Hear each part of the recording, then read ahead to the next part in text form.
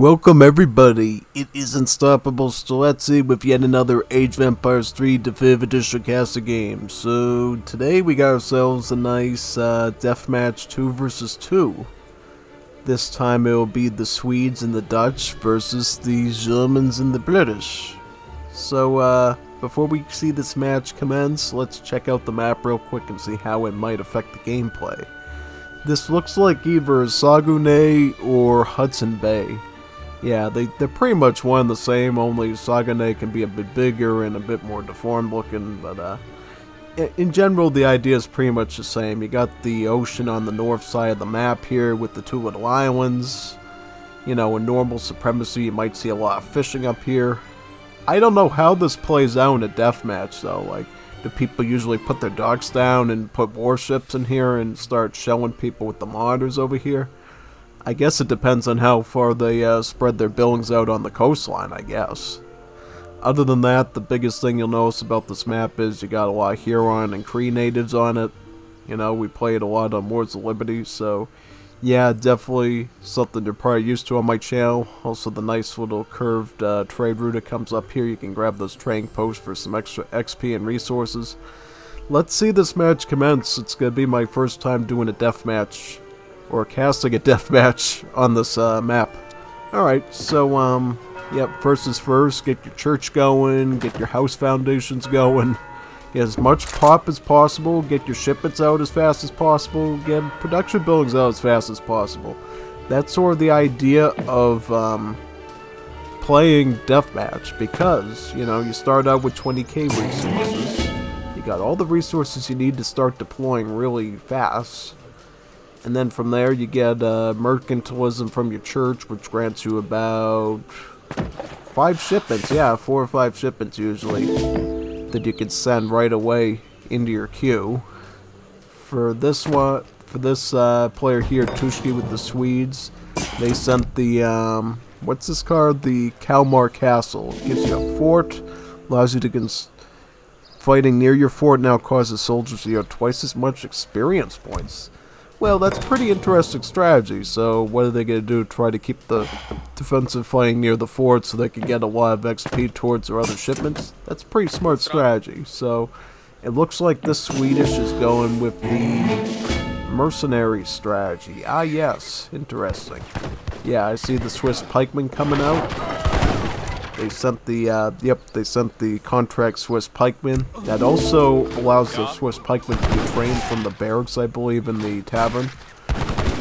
Yeah, that's one of the cool things about the Swedish is a lot of the mercenaries cards they get count as contracts. And once you send them, you get access to train them afterwards. So yeah, Swedes can quickly build up their mercenary arsenal pretty easily. Yeah, and they also get access to the German mercenaries through this card here, German mercenary contracts, and it also buffs up all the mercenary stats too. So Swedes are really powerful mercenaries. What's really cool here, look at these spies. Yeah, we don't see spies a lot. You know, spies, pretty powerful unit in Wars of Liberty, but in regular Asian dynasties and DE play, you know, they're just like your average anti-mercenary, anti-hero unit. And they're also anti-native, I believe, too. So, like, if they stack a bunch of Huron mantlets in the front of their army, the spies can basically cut their way through that pretty easily. They're again supported by the Dutch with their riders, who are then combating a bunch of yellow war wagons here, as well as British dragoons. So, a lot of light cavalry. Unfortunately, when you got that much light cavalry, you become more vulnerable to things like these free trackers, right? And also these carabiners. What did they get for multiplier? So it's only against heavy cavalry, okay. Yeah, I always wondered, like when I first started playing DE, if their multiplier was against all cavalry, because as you know, bayonets for like musketeers, that's against the whole cavalry tag, not just heavy, but really everything. So I guess it's only for like hussars and cuirassiers, basically. To make it a little more balanced, I would say, right? Yeah. Because if they had like a full cavalry tag multiplier to Cavaliers, they'd be shredding these war wagons right now. Definitely. Ah, nice. We see some horse artillery down here to blast their way through the Dutch skirmishers, but unfortunately they're going to have to combat with the Dutch horse artillery. Yeah, a bit on the front lines means you're going to be a primal target. What's this you got here? Veteran pikemen? Well, that's a pretty good idea, actually. In certain situations, because the veteran pikeman is actually a lot cheaper than the halberdier if you need a quick pull-on. Yeah, they're not as powerful, nowhere near as powerful, but if you don't want to shell out a lot of your food and coin, it gives you know those resources to play pretty quickly in Deathmatch. Going for a few pikemen, not a bad idea. I see they're putting the mantlets in the front over here too. But unfortunately, there's just so much range attacks going on right now that, yeah, they're getting shredded down pretty easily. Now we see the guard longbows in action right now. So what are these longbows going to do exactly? These longbows going to be used for siege archery? Let me check that. No siege archery. That's unfortunate. You know, siege archery could have made a big difference here. Absolutely. Yeah, siege archery is one of the best cards British get for the longbow. It allows them to siege villains from long range.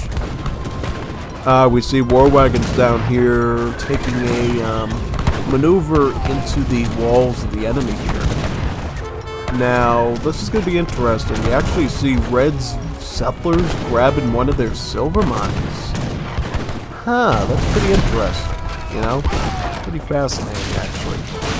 Look at all this horse artillery, though, being completely uncompeted with. You got Cove? Yeah, get some culverins. You need that right now.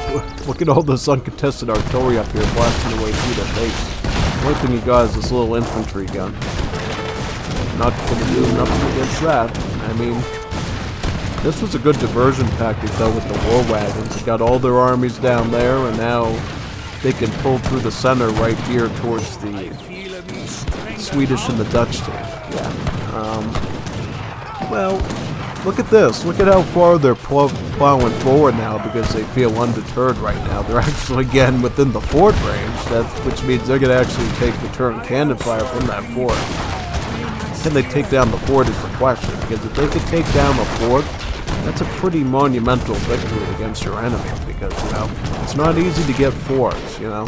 Normally you can't even build forts, right? You need to send castrumentation from the home city so your explorer can rebuild them.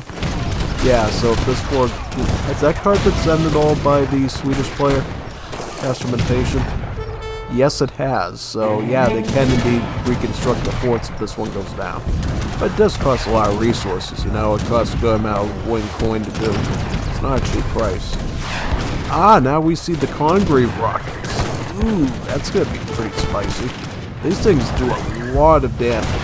They do a lot of damage and they get a lot of splash. Right? But they do have to be careful of the culverins, though. But British brought their own culverins to the fight, so it's not going to be that easy for them to get those snipes in. Try to reposition these culverins so you can take a whack at the Dutch ones. That'd be pretty helpful to you. Or, even put the rockets behind the culverins, you know? Keep them in an area where the culverins are going to have to plow themselves forward so your culverins can intercept theirs. You know, it's a cat and mouse game with artillery, you know? You try to push a little bit forward, then you get a shot from the culverin shell, then you end up falling. And then you retreat, and they come towards you, and then you entrap them. You know? It's all about strategy when it comes to these late game fights. The people who can manage your artillery and infantry and cavalry the best tend to do really good. Right, and it definitely helps when you got natives like this on this map. Oh, so they upgrade them to the Savalax Jaegers from the Royal Decree. That's pretty good. What it basically does for the Jaegers is it adds a wood cost to them, but it also makes them stronger, and it also lets them go stealth. Not that I think they're going to make good use of that here, but a nice little fact to know. So these are the infinite Cherokee shipment of the British, yeah. Again, infinite native shipment for the British that lets you send some Cherokee riflemen, which gives you an extra skirmisher that you can work with. Yep, certainly synergizes well with artillery and dragoons for sure, right? But now we see howitzers coming in. They're going to start shelling these stables, I believe. Oh, look at these war wagons, though, completely catching them off guard here, forcing them into halberdiers to deal with them. Well, the funny thing about using halberdiers is The war wagons actually have 20% attack armor, so they're actually slightly impervious to the hits of the halberds. GG. No, don't resign yet. You still got a chance. Swedes are doing pretty good economically. How about... Well, yeah, look at that. He just slung him resources. See? That's why you don't resign, man. There's always a path forward. Well, usually there is. You know, sometimes it's always screwed, but, yeah, just wait it out. You know, as long as it's got an ally that's doing fairly well, just keep supporting him. That's all I can say, you know. Leads to more interesting outcomes, especially for me to cast for you. So, yeah, look at what's going on. War wagons are forced to retreat now because they got a wonderful slinging of resources from the Swedes, pushing them back with skirmies. Is there a lot of anti-infantry artillery here? Well, there's the rockets, but all I see other than that is mortars and culverins. You know, they had a couple of horse armies here. Yeah, they'd be blasting way through those skirms, but yeah, it looks like the only one with the horse army right now is the Germans backing them up with war wagons. Yeah, that could be pretty annoying, you know, because the war wagons are these big bulky things, so when you're trying to click onto the horse arty, you end up clicking onto the war wagon, which completely upsets the culverins' ability to snipe those things. Yeah. They do it all the time in Arena, you know, they'll stick a bunch of war wagons in front of their artillery, and you're trying to hit the artillery, but the war wagon's hitbox and everything gets in the way of that when you're clicking on it. It's just a total nightmare. Yeah. So, looks like in this side, the British artillery is still making an advance with the help of the longbowmen. They are going to get some dragoons to reinforce as well in case cavalry comes in, like hussars. You know, Dutch can obviously make hussars in this situation.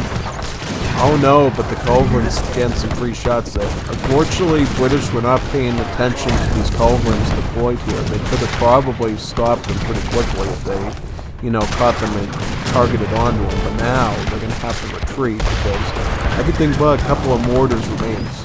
Well, that mortar's going down. This one is probably going to go down too. Yep, sniped. Completely sniped. They're going to have to retreat back to the center line now. Right where the U shape of the lake, or the Atlantic Ocean, or the Arctic Ocean, whatever ocean it is, comes over here. Yeah. It's certainly good that they control like more than half the map, I would say at this point. They got this whole coastline to theirs.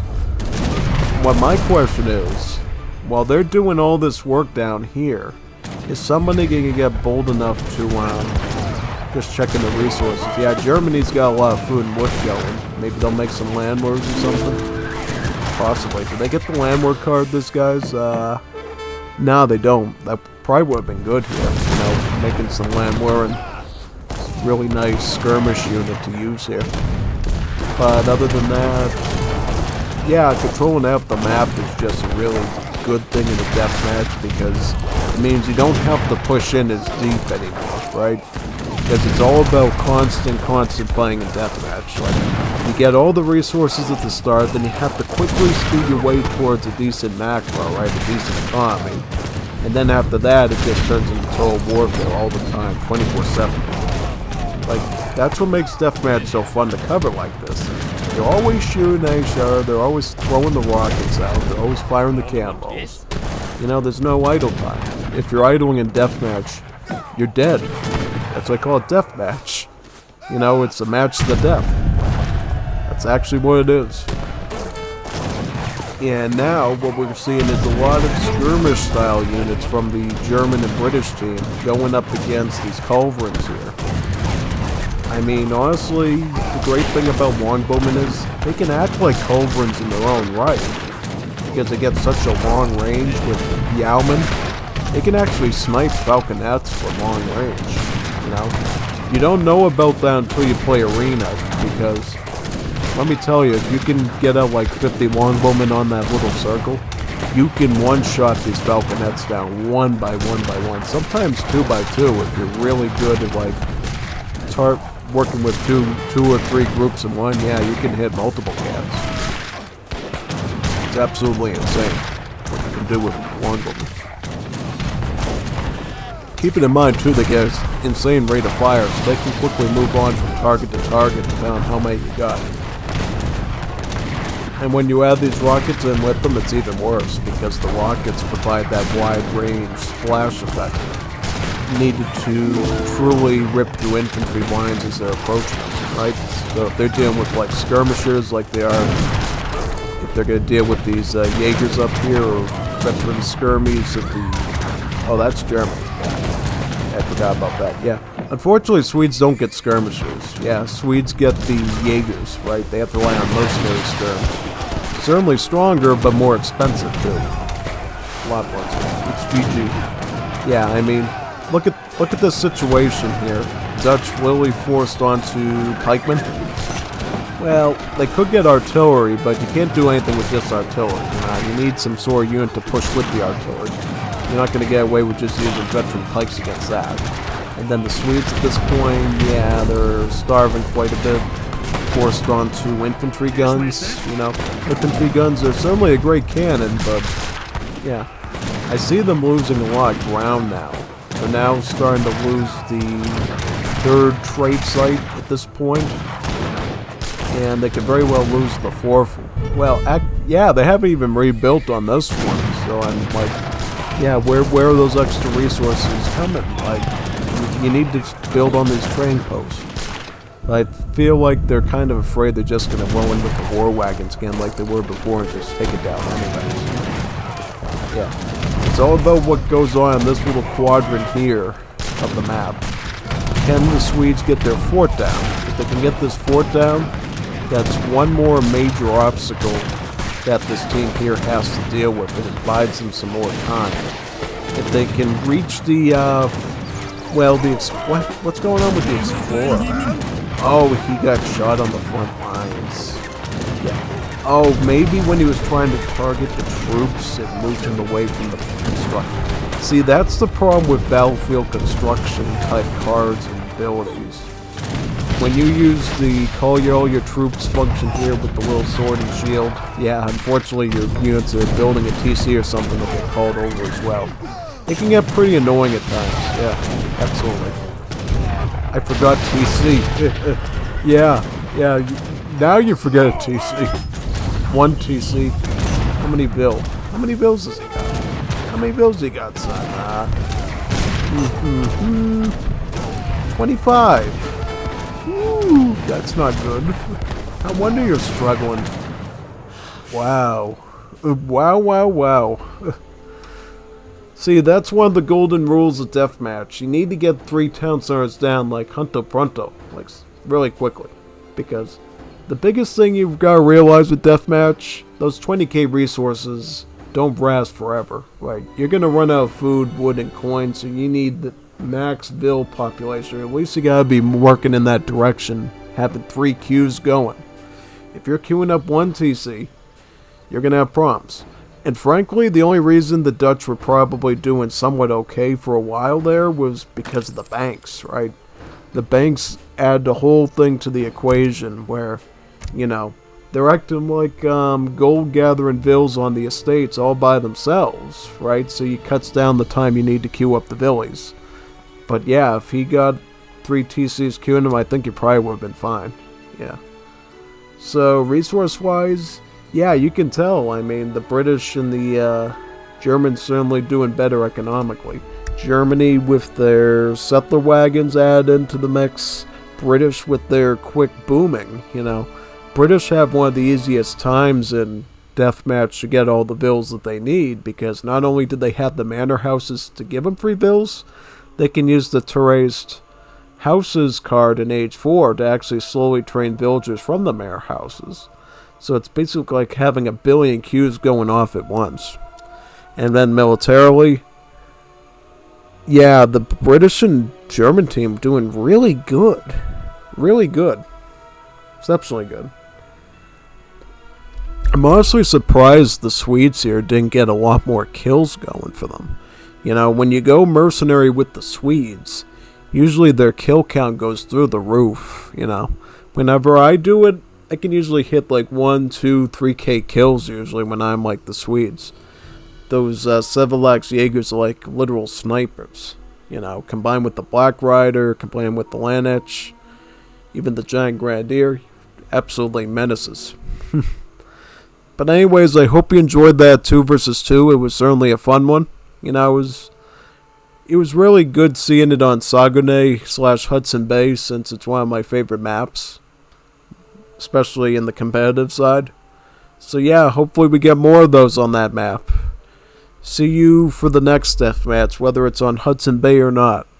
Signing off now.